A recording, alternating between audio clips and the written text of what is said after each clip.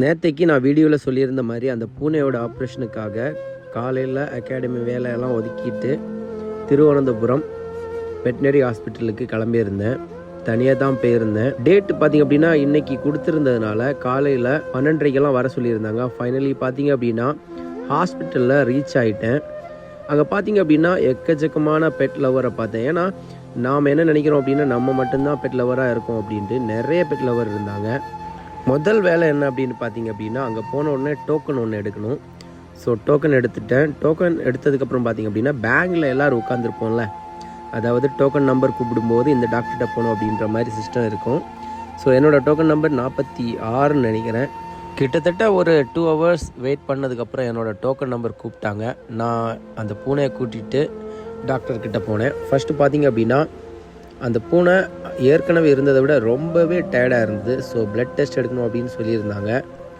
Blood test எடுக்கிறதுக்கு final வரைக்கும் அவங்க நல்லா ட்ரை பண்ணாங்க. ஆனால் அவங்களுக்கு வெயின்ஸ் கிடைக்கவே இல்லை, சுத்தமாக ப்ளட்டும் இல்லை.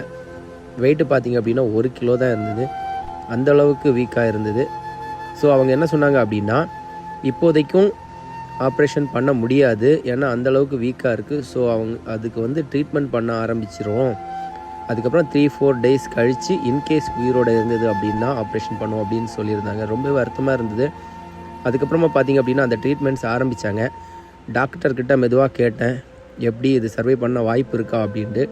சுத்தமாக வாய்ப்பு இல்லை, ஏன்னா அது ஃபுல் அண்ட் ஃபுல் டயர்ட் ஆயிடுச்சு அப்படின்னாங்க. இருந்தாலும் நம்பிக்கையாக இல்லை, உங்களால் முடிஞ்ச அளவுக்கு ட்ரை பண்ணுங்கள் அப்படின்னு ட்ரீட்மெண்ட் எல்லாம் பண்ண வச்சுட்டு கூட்டிகிட்டு வந்துட்டேன். இப்போ 3-4 days கழித்து இன்கேஸ் அது உயிரோடு இருந்தால் நம்ம ஆப்ரேஷன் பண்ணலாம் அப்படின்னு சொல்லியிருந்தாங்க.